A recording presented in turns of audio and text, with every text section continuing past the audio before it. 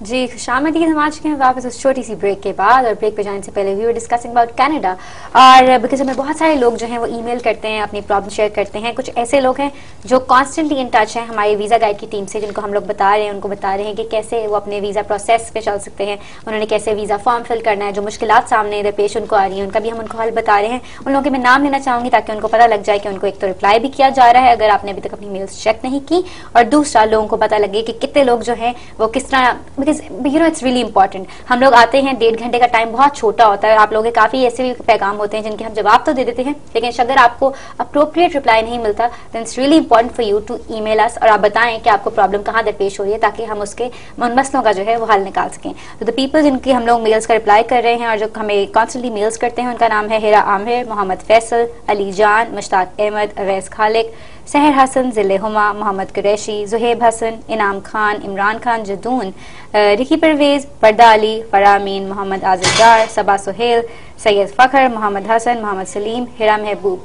जी हाँ, ये सब लोग थे, आप लोगों को पता लग गया है। आप लोगों को अगर नहीं आपने अपनी ईमेल्स चेक की तो जाइए अपने इनबॉक्स चेक कर लिया, आपको रिप्लाई हम कर चुके हैं। साथ साथ अब वापस चलते हैं और लेट्स टॉक अबाउट कनाडा। हाँ जी, थोड़ी सी इसमें मैं क्लैरिफिकेशन कर दूं। जी ये वो ईमेल्स हैं जो कि इस वीक के दौरान हमें इंक्वायरीज के तौर पे आए हैं, ठीक है, जिन्होंने अपने प्रॉपर प्रपोजल्स लिख के हमें भिजवाए हैं कि ये हमारी एजेस हैं, ये हमारी क्वालिफिकेशंस हैं, ये हमारे फैमिली सर्कमस्टांसिस हैं, और जिनकी जो क्यूरीज कम थी हमने उनको रिवर्ट बैक किया कि आप हमें ये वाली इन्फॉर्मेशन भेजें। अब कुछ लोगों को चूंकि रिप्लाई वक्ती, मैंने पहले भी हमेशा इस प्रोग्राम में ये गुजारिश करता हूँ कि ये आम इंक्वायरी नहीं होती जो हमारे तक पहुंचती है। बाज़ औक़ात एक इंक्वायरी के एक आपकी लाइन के जवाब में हमें एक हफ्ते के लिए केस वर्कर को बताना पड़ता है कि इसका सवाल का जवाब ढूंढें। तो एक तो तमाम से ये गुजारिश है कि वो सब्र रखें, हर इंक्वायरी पे काम हो रहा होता है और हम आपको मिस गाइड नहीं करना चाहते, गाइड करना चाहते हैं। सही, और हम चाहते हैं कि जो आपको फैक्ट्स एंड फिगर्स बताएं, जो आपको नॉलेज दें, जो आपको इन्फॉर्मेशन दें, वो बिल्कुल एक्यूरेट हो, ऑथेंटिक हो। हम नहीं चाहते कि आपको वाकई जैसे इन्होंने कहा है, हम आपके वीजा गाइड है और हम चाहते हैं कि आप सही तरीके से प्रोसेस के थ्रू गुजरें और आपको वीजा जहां कभी आप जाना चाहते हैं आपको वो हासिल हो जाए। So yes, that's the way it should be. अगर हम टाइम ले रहे हैं तो किसी वजह से ले रहे हैं, क्योंकि उसकी प्रोसेसिंग में, और फिर चूंकि बाज़ औक़ात जो होता ये है कि कोई भी जैसे कंसल्टेंसी कंपनीज भी जो अगर काम कर रही होती हैं, तो जो अगर यूके पे काम कर रही है तो वो यूके पे काम कर रही है या यूके स्टूडेंट वीजा पे स्पेसिफाई कर रही है, वेयर एज हमारा होराइजन कितना वसी है कि हम तमाम जो भी इंक्वायरी आती है, कभी चाइना की इंक्वायरी हमारे पास होती है, कभी दुबई की इंक्वायरी होती है, कभी सऊदी अरब की होती है, कभी कनाडा की होती है, कभी अमेरिका की होती है, और हमारे लिए तमाम इंक्वायरीज अफजल होती हैं क्योंकि हम चूंकि एज ए व्यूअर वो हमसे ये तवक्को कर रहे होते हैं, तो हम कोशिश करते हैं कि हम उनको लेट डाउन ना करें और अच्छे तरीके से लेट जवाब दे दें लेकिन अच्छा जवाब दे दें। आपने बिल्कुल दुरुस्त कही है बात, एंड आई एम श्योर आप लोगों को जो हमारा पॉइंट था दैट्स अक्रॉस, एंड आप लोगों को समझ आ गई है कि अगर आपको लेट रिप्लाई मिला है तो you have to be patient, because patience जो है that's very important in life too. Generally भी सब्र से काम लेना बहुत जरूरी होता है, बिकॉज सब्र का फल हमेशा मीठा होता है। ऐसे से वी हैव अ कॉलर, देखते हैं कौन है हमारे साथ। हेलो, अस्सलाम वालेकुम। अस्सलाम वालेकुम जी, कौन बोल रहे हैं, कहाँ से?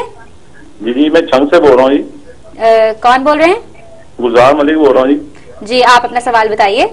सवाल मेरा ये है कि मैं कनाडा शिफ्ट होना चाहता हूँ विद फैमिली। ओके। और इसके लिए मुझे क्या करना चाहिए? बच्चे मेरे स्टूडेंट है, सब ज़ेरे तालीम है जी, और बिजनेस से मेरा ताल्लुक है। ठीक है, इसके बारे में मालूमात लेना चाहता हूँ कि मुझे तो शायद मेरे कुछ चांस है या मुझे क्या करना होगा, ठीक है, या उसके लिए मुझे कितनी इन्वेस्टमेंट या पेमेंट का इंतजाम करना होगा, इसके हवाले से मैं मालूमात लेना चाहता हूँ। गाइडलाइन दें मुझे जरा। ठीक है जी, अभी आपको गाइडलाइन देते हैं। आपने कोई क्वेश्चन तो नहीं इनसे पूछना? जी, बस मैं जवाब देता हूँ इनको। ठीक है जी, thank you so much for calling. एक तो अगर ये बिजनेस ही में करना चाहते हैं तो इनको $8 लाख इनके पास होने चाहिए बिजनेस इमिग्रेशन के लिए, और इनका और इनके डिपेंडेंट्स जो हैं, डिपेंडेंट से मुराद ये है कि इनकी वाइफ और इनके वो बच्चे जो कि 18 साल से कम उम्र के हैं, उनकी इमिग्रेशन का ये प्रोसेस कर सकते हैं। एक ये हो गया।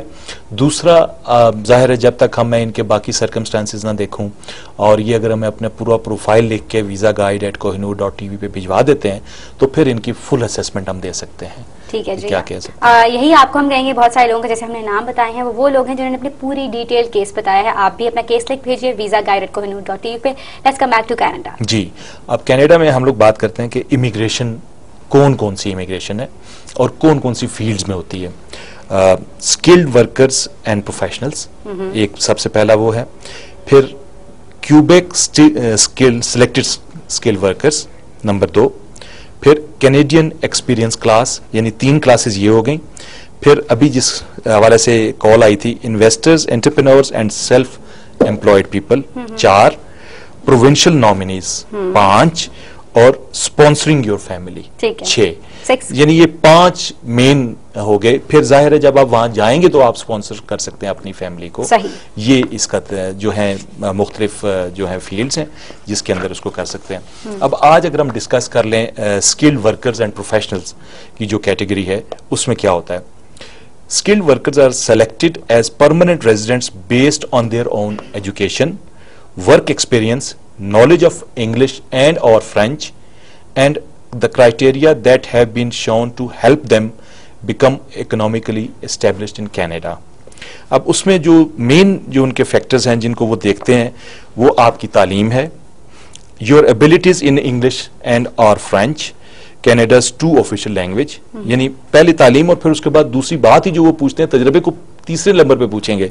सबसे पहले आपकी जुबान, बिल्कुल वहां जाकर क्योंकि आप रह रहे हैं, आपको वहां की जुबानें आनी चाहिए in order to communicate with people who are living there. बिल्कुल। सो इंग्लिश की इंपॉर्टेंट देखिए कितनी ज्यादा है हर लिहाज से।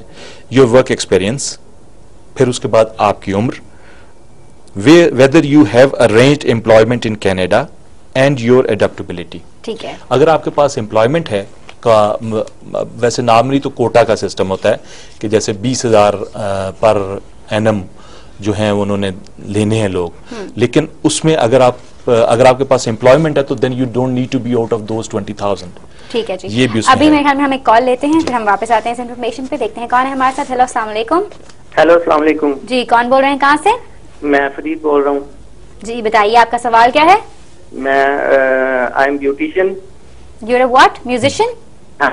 ब्यूटिशियन। ठीक है। हाँ जी, मैं ब्यूटिशियन हूँ। सबसे पहले तो मैं शो के हवाले से बात करूंगा जी जी कि ये आपका शो जो है ना वीजा गेट, बहुत जबरदस्त। बहुत बहुत शुक्रिया आपका।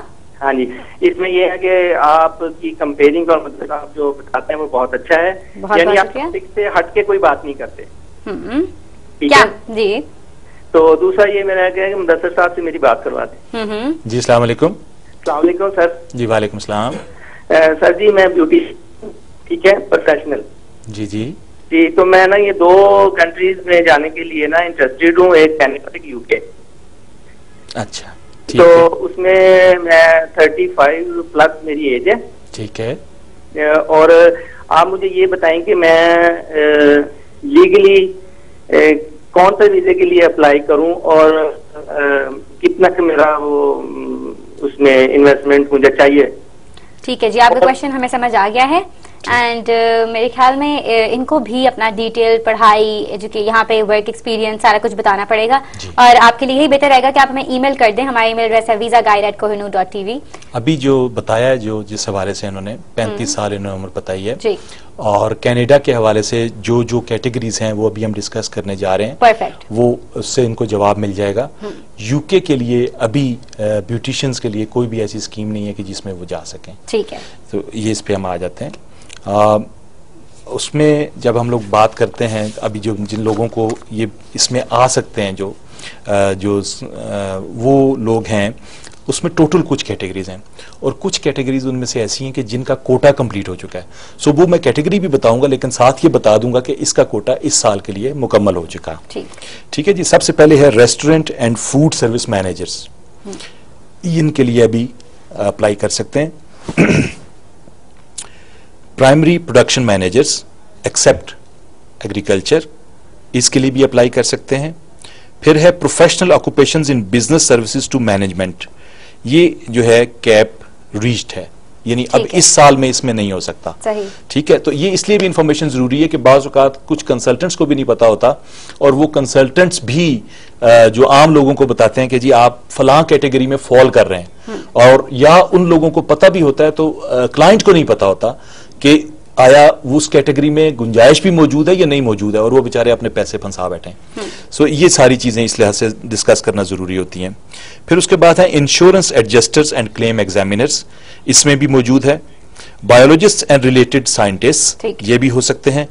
आर्किटेक्ट्स हो सकते हैं, स्पेशलिस्ट फिजिशियंस हो सकते हैं, general practitioners and family physicians, यानी इस जो लिस्ट पे डॉक्टर। क्योंकि ये काफी तवील मुझे लग रही है, हम जरूर आएंगे, लेकिन अभी एक कॉल ले लेते हैं। जी, जी, देखते हैं ले कौन है लेते हैं, हमारे साथ। बिल्कुल। हेलो, अस्सलाम वालेकुम।